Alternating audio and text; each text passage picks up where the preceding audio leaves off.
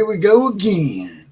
It's another episode of The Outlaw of College Football. Just want to jump in here real quick and touch on a few subjects I saw that you guys and gals might be somewhat interested in. We'll give people a few minutes to get up in here as I just decided to drop this one at the very last minute. But we're going to be talking about Alabama and Jalen Milroe basically being trashed by Brandon Walker of Unnecessary Sports. He's a big-ass dingleberry. Oklahoma Sooners got some great little nuggets out there that I might want to touch on as well. That's probably going to make a lot of Oklahoma Sooners happy, as well as the whole Mike Gundy fiasco earlier today. You know, I done a video on that. Mike Gundy and Oklahoma State, or I like to call them the Okie Pokey State Cowboys, have decided that they're going to put QR codes on their helmets and all over the stadium to get money after Mike Gundy had a little press conference and declared and behoved upon his players, thou shalt not asketh for any money until after the football season. Tell all your agents to leave us alone and to shut up is basically what he's told them. And then out of the other side of him and the Oklahoma State administration's mouth comes the QR codes that I talked about today. Asking for money throughout the year. QR codes on the back of their helmets, QR codes on the premium seats, coasters, on signs outside the stadium, all over the place. I wouldn't be surprised if Mike Gundy had a QR code on the ceiling over his bed for his wife to hit. Maybe she'll give him some money. I don't know. All I know is it's pretty, actually it might be a smart thing. Some of the stuff he said I agreed with. I agreed, like I said in the video, I agree with the fact that the agents and stuff need to quit bothering people for money until after the season. But then, I don't agree with you coming out and putting QR codes over everything and begging for money. If you just told people not to ask for money, dipshit. But yeah, I'm going to go ahead and bring up a few things here in just a second. Let me go ahead and grab it real quick, this first thing here. See what y'all think about this. This comes from Sooner Wires here. Although that's not exactly what I wanted. It's a damn video. Now that's it right there. See if I can pull that up for y'all. There it is. Got a few headlines for the Sooner fans out there. Josh Bates is making a strong impression in the Sooner fall camp. Oklahoma is going to honor Barry Switzer era national championship teams during the season opener this year. And now the news that's been percolating for quite some time and was a big stink and controversy amongst the Oklahoma fans and my one of my podcast partners, Jonathan Lewis, was the fact that it was predicted a few weeks back that Texas basically had it sewed up. 68% said they were going to Texas, the five-star offensive tackle, Michael Fusasi. Let's go ahead and pull that up real quick. There it is. There's been a bigger fish in the 2025 recruiting class. Can y'all see that? There it is.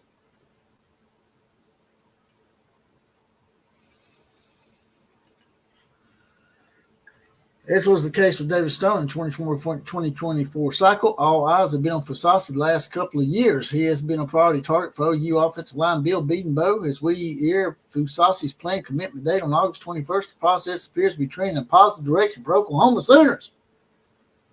Well, now, but just a couple of weeks ago, everybody was there was a few people, one guy in particular that, I do podcasts with, that said it was a done deal. Texas had him, man. There was no way, ifs, ands, or buts.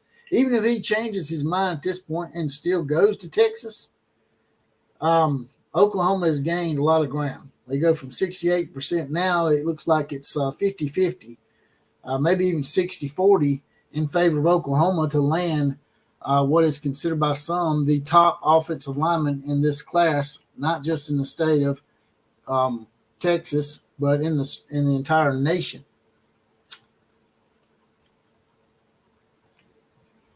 Lance Flores in the house. Lance Flores says, the idea is good enough. You might see this implemented by a lot of schools. Yeah, I said it might be a decent idea, and I don't mind either of the two. What went down today with Mike Gundy, I don't mind him saying, hey, leave us coaches alone, leave the administration alone about money. Tell your agents to stop bugging us until after the season starts or the season ends. I have no issue with that. What I do have an issue is with him telling them not to ask for money and then coming back and asking for money. I don't have a problem with the QR code idea. But don't tell your players not to be asking for money when you're asking for money throughout the year with your little banners up, man. It's almost Dollar General-ish.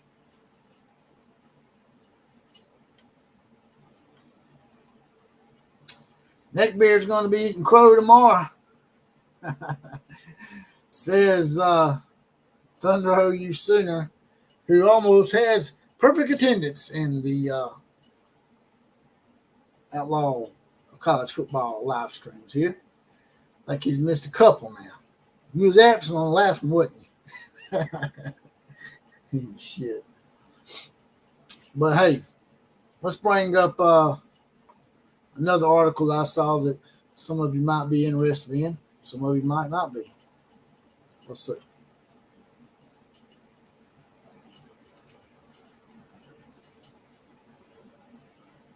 Oh, yeah, here it is. This is a little off the subject here, but Josh Pate basically is saying that the rat race for the upcoming college football title has started. Everyone wants to be at the top of the game. This time, the burden is not on the players, but also on the mentors. With the new season kicking, Dan Lanning is keeping a constant reminder of last year's loss. Basically, he goes on to say in this article that he thinks that Kalen DeBoer will actually win a national championship before Dan Lanning. Says here, Lanning's got Oregon rolling, but DeBoer doesn't have to rebuild Alabama. Nothing far from the truth. Even after losing players like Caleb in the transfer portal, they are a strong position to hold. There is a strong position holding in this year's AP poll, which they start out fifth. Unlike some other places where you have big-time head coach, and there's an unknown that follows him, there's nothing unknown about Kalen DeBoer. We know what he did for Washington and Sioux Falls, and he also knows what he is doing for Alabama in terms of team alignment, which he is big at, organization, and he's even got a team, I guess it's called a team manager or PR guy. He's just got it. He's basically handling it like an NFL organization. Josh didn't stop at that. He further added how he felt about the team information about having Jalen, Milroe, or offensive guard Tylen Booker. I think DeBoer's got a top 10 staff right now and would not quite qualify as Oregon having a top 10 staff, and would consider support staff structure as well. Is it going to be Dan versus Kalen again? Dan Lanning's Oregon Ducks could be in a tough spot against Kalen DeBoer. Crimson Tides. Kalen holds a 5-0 record against Lanning and Sarkisian. So it's not like Alabama got a coach that's learning on the job or somebody that's unproven. This guy's already proven. He even went to the national title game, which was a step further than Nick Saban did. But, yeah, it's a little slow tonight. We're out here on a Tuesday night. Ian Hintz is in the house. Ian Hintz said, hit the like button. That would be great if everybody could jump out and hit the like button and forward this out to some of your buddies and get this thing rolling for us. Get a few more people up in here. Like I said, it's pretty slow for a Tuesday night, so I didn't expect much when I jumped on here. I didn't expect there to be too much going on. Plus, I got to iron out a few kinks with my StreamYard and my channel. As you know, me and Jonathan Lewis are no longer going to be probably doing podcasts together. So we'll see how it works out. But I'm going to have to get the paid version of StreamYard. That way I can link my stuff out to Twitter as well. And it'll get more people up in here for us and get this party a little more fluid, a little more crunk. Probably questions out there about what me and Jonathan, what the issue is, but it basically boils down to just a different philosophy on how to handle running a podcast or a business, and the fact that sometimes you got to take the good with the bad. You do a podcast and it's taking a shot at somebody or it's aggravating somebody, more than likely you're going to get some blowback. And I think that, the little tiff he had with the Sooners over the whole Michael Fusasi situation sort of expedited things. Wasn't the entire reason why we split as far as the team goes, but it had a little bit to do with it. So, but hey, all you guys did was give it back to him. So I don't fault anybody in this. I don't fault Jonathan. And I don't fault you guys. Shit just happens, man. Sometimes people talk smack and they don't expect to get it back, and they get it back and they don't like it. So even got my little Waffle House coffee cup tonight. Turd Ferguson's in the house. Hey, Turd, why don't you push this out to a few people, brother? Get some more people up in here. I haven't got my links tonight to Twitter or my connection to Twitter tonight, so we won't probably get as many people in here tonight. I'm going to have to relink up to Twitter and get the paid version of StreamYard probably on the next video.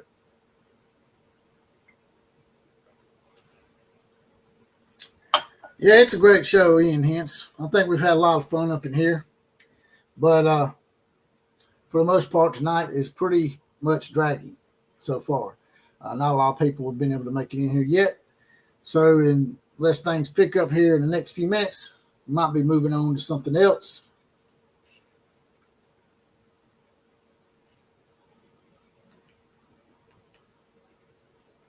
Let's see what else we got for y'all. All right, here it is. This is something that pissed me off earlier today. There it is. Y'all see that? Brandon Walker, who is a analyst or whatever. He's not really an analyst. He's just a talking head. I don't know why people call him a freaking analyst. He's not. He sucks.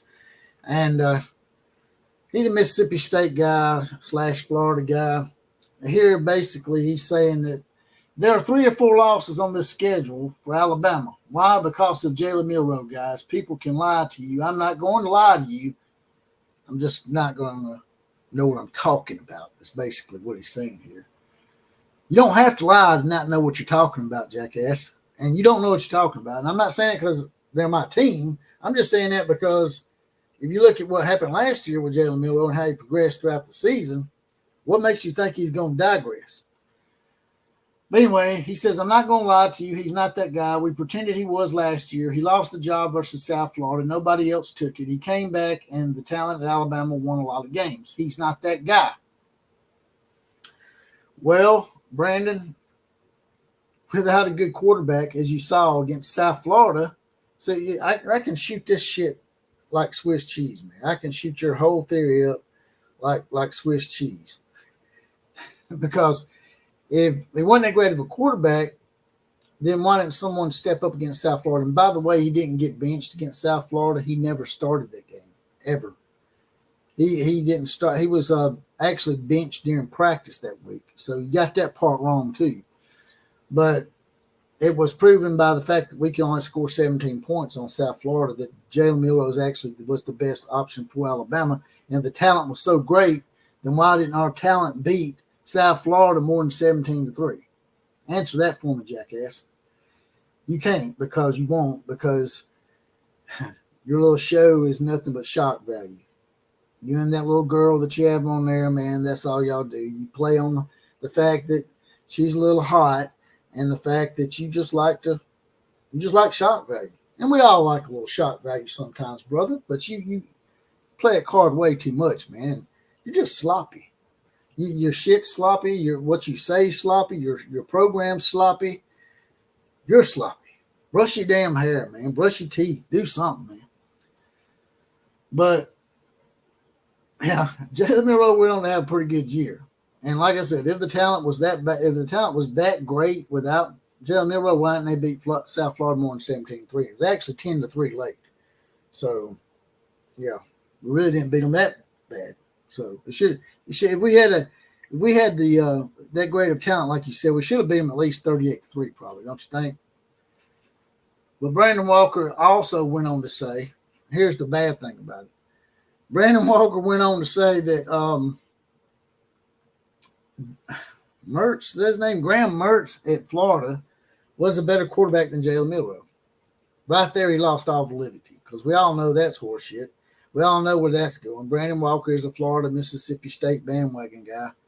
And Graham Mertz is not better than Jalen Milroe. Hell, he's probably not better than the quarterbacks behind him at Florida. He may not be the starter at the end of this year. He may be talking about the wrong quarterback. And then he went on to say that Florida was going to win 10 games. So the guy's actually in, absolutely without a shadow of doubt, in this thing for shock value and what you would call clicks and whatnot. So if I was you guys, I would never watch the Unnecessary Roughness show. It's a big old crock of shit.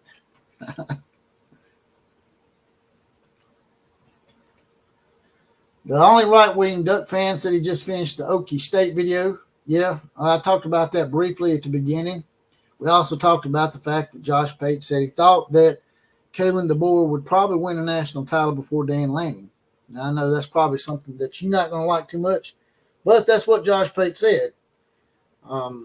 People automatically assume that Alabama's going to take a step back just because they're losing a legend at coach. But the thing that people don't realize is this guy coming in is not a guy that's having to learn. It's not a guy that's not already proven. Previously, before Nick Saban, every time we would have a coaching change, it would be because either the coach sucked or there was some kind of controversy.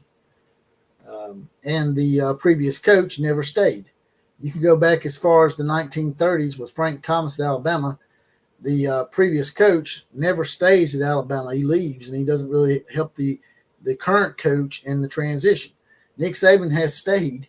He's still on the payroll at $500,000 a year as a special analyst of some sort. And he's got an office at Bryant-Denny Stadium. So the transition is not going to be as bad as people think. I hate to dash the Alabama haters' hopes out there and traumatize them, but here's what's really going to suck for y'all. See, because y'all talked all that smack for all those years, all the Alabama haters talked all that smack for all those years about how when Nick Saban leaves, we're going to whoop the shit out of Alabama. If y'all didn't have Nick Saban, y'all wouldn't be shit. Y'all are just Nick Saban. Not realizing that Alabama's won national titles with 5 different head coaches. If you'll say, well, Alabama ain't just Nick Saban, they'll go to, well, yeah, you got Bear Bryant, and that's it. No, wrong answer. Because in between that, Gene Stallings won a national title in the 90s. And before Bear Bryant, who was coached by Frank Thomas at Alabama, Frank Thomas won a national championship. And before Frank Thomas, it was Wallace Wade. And I'm not going to get in a debate about certain things that we disagree about. But those were recognized national titles by the media back in the day. And 5 different head coaches have won championships here. Not just Nick Saban, not just Bear Bryant. And there will be a 6th. Whether it's Kalen DeBoer or not, doesn't matter. Because Alabama's won national championships under every imaginable format put before them, and they're going to continue to do that. Like I said, there will be a 6th different head coach. Nick Saban was the 5th. There will be a 6th coach to win a national championship here at Alabama. That's not me being a homer. That's just me looking at history and how things have panned out for the last 100 years.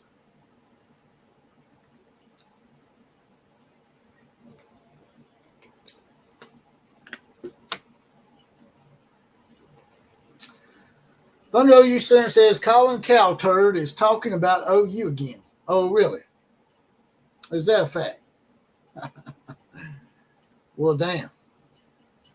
What are we going to do about that? I need some links. Give me some links, and I can do a video on it if you want me to. I'll grill the hell out of Colin. You know, I'm all about grilling me some Colin Coward. I call him Colin Coward. Y'all call him Cow Turd. All right. So what we got here. I'm going to share something with y'all. Some more Oklahoma news here. Going back and forth between y'all. Y'all like this.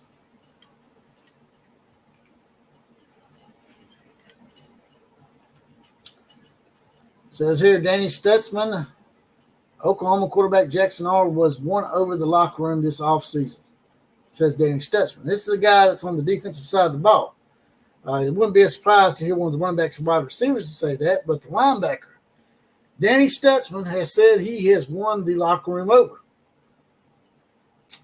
Jackson Arnold may have spent all of spring and fall camp in the blue non-contact jersey, but his experience every day at practice has been far from comfortable. Oklahoma coach Brent Venables has held nothing back to get his quarterback ready for his first year as a starter, throwing every look in the book at Arnold to prepare him mentally for the tough grind ahead. Brent Venables ain't going to slack up on that defense just so he can, do baby steps. He's going to be like one of them babies that they throw at the deep end of the pool and just start swimming. That's what he's going to have to do. Coming off an up-and-down start against Arizona in the Alamo Bowl, the first of Arnold's collegiate career, OU linebacker Danny Stutzman says he's been proud of how his quarterback has responded. I think last year, obviously, that bowl game was really rough for everyone, Stutzman said Monday during a weekly interview on the Franchise Morning Show on 107.7 The Franchise. But Jackson really took it. It's tough on a young quarterback to go through adversity, but he's handled it phenomenally. He was right away in the film room studying what he did wrong, where to improve upon his mistakes, and that's what you want to see from a young quarterback, says Danny Stutzman. Stutzman has seen plenty of Arnold in action as the Sooners frequently ran the first-string defense against the first-string offense in practice throughout the spring and early fall. I think that's how you got to get guys ready, Venables said. Now, none of that, what is that shit they do out there at the USC Skittle Shitters? Yoga classes and Pilates classes and spinning classes on an early Sunday morning, watching some damn reruns of Oprah Winfrey or some shit.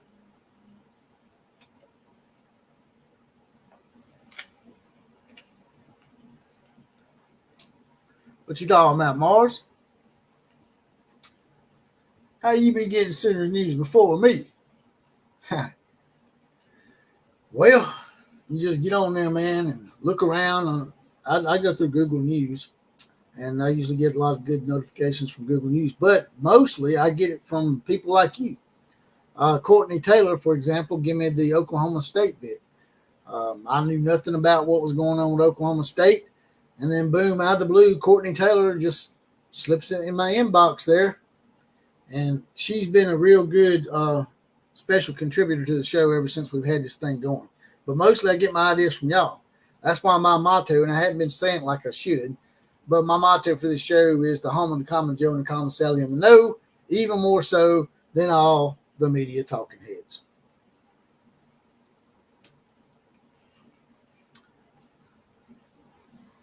But that was the news that I've seen today. Probably not going to stay on here too long because I got the free version tonight, so I'm not going to have as much time to be on here with you guys and gals.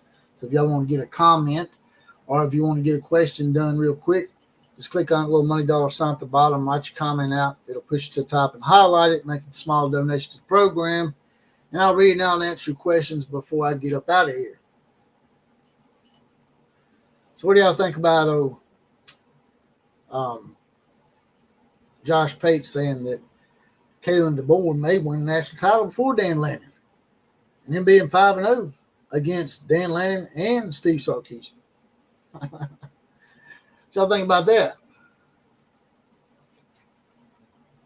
Oh, there's another thing I want to show y'all. Or I'll just go ahead and talk to you about it. Deion Sanders. Old con times at it again. The con is about to be up for con time. But one of his assistants, his name escapes me, but he was like the special teams coach, has just left the Colorado coaching staff in August. Who leaves the coaching staff at this time of the year unless there's A, controversy, or B, they get fired. He didn't get fired, so it only leaves one thing, controversy, which has become the theme of Colorado's locker room in the offseason, and even during the season last year. We're finding out some things in the offseason about hazing and all sorts of stuff, players making bets, players within the team being bookies themselves and beating up other players. And now you got a coach that is leaving the staff in August, and now Colorado has no special teams coach. Well, that might not be important to some people, and it's probably not important to con-time Deion Sanders either because he's an idiot. But when it gets in the middle of the season, and you need people to be able to do right on the kickoffs and do right in kicking field goals, that shit can come back to haunt you. Then it could absolutely cost you 3 or 4 games. Your kicking game could absolutely cost you 3 or 4 games. Even the punting game has got to have somebody with some kind of hand on it, you know?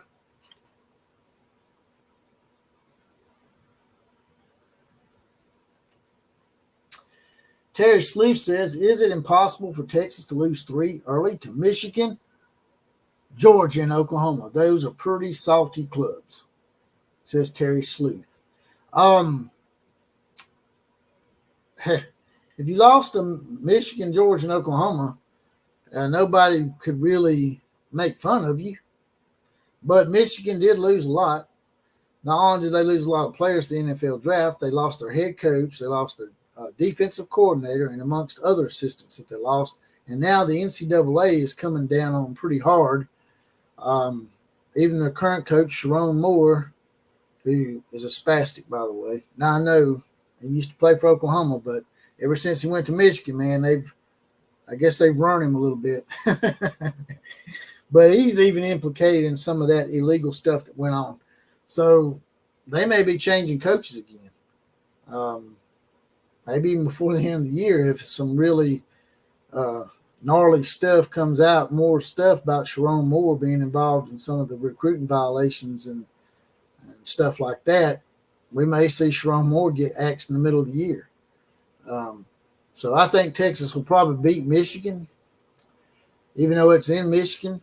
Now, whether they can beat Georgia, I don't know. They do have it in Austin. So, and the Oklahoma game is a neutral site game. So they only have one road game out of that mix. I could see them losing to Georgia, and I could see them losing to Oklahoma too. Well, they lost to them last year. So it would not surprise me if they caught 2 losses in there. I don't think they're going to lose to Michigan, though. Thunder OU Center says, are you going to throw a party live stream when Deion Sanders gets fired? I guess we could throw a party of some sort. What you got in mind? Hit me up in DMs on OCF Productions, at OCF Productions on Twitter. Hit me up in DMs and give me some ideas. Anytime y'all want to give me an idea for the show, you can hit me up in DMs on Twitter at OCF Productions, or you can look me up on Facebook under Jesse Paul Clark. That's spelled Jesse without the I. Don't give me a female name. But, yeah, you can look me up on Facebook under Jesse Paul Clark and hit me up on Facebook Messenger if you have any ideas for the show. I might do it. I might not. But like today with Courtney Taylor, she gave me an idea, and I went with it.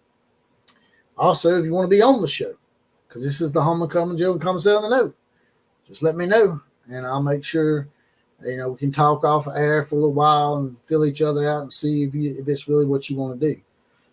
Like Johnny Johns, for example. He's been on the show before. Johnny John says, what's up, JPC? Boom. That's right. Yeah, it's a little slow tonight, Johnny. He says, hit that like button. Yeah, that would really help me out here. But it looks like it's a little slow tonight. Plus, like I said, I'm revamping my channel a little bit. I'm gonna have to do a few things, get things back the way they need to be. Me and Jonathan have parted ways as far as doing podcasts together. Had a little difference of opinion on some things, and I'm gonna have to get the paid version of StreamYard so I can link this up to Twitter, and that'll help us out with the numbers goes, and we'll get more people in here for y'all. But that's all I got for y'all today. Just want to come in here and do a real quick live stream, hit y'all up and see how y'all were doing, how y'all felt about these great nuggets about Oklahoma and Alabama. With that, I'm going to get off here. KMCA to all the other teams. Like, share, comment, and subscribe when this thing uploads to the podcast. And also, if you want to be a part of the Outlaw Posse, it's not $2.99 a month. It's just 75 cents a week. There's a little join button next to the subscribe button. You'll get a badge. You'll get deputized. You'll get a random Four Horsemen shout out like those guys did today on the podcast today, as well as possibly the comment of the day. KMCA to all the other teams. Class is now officially dismissed.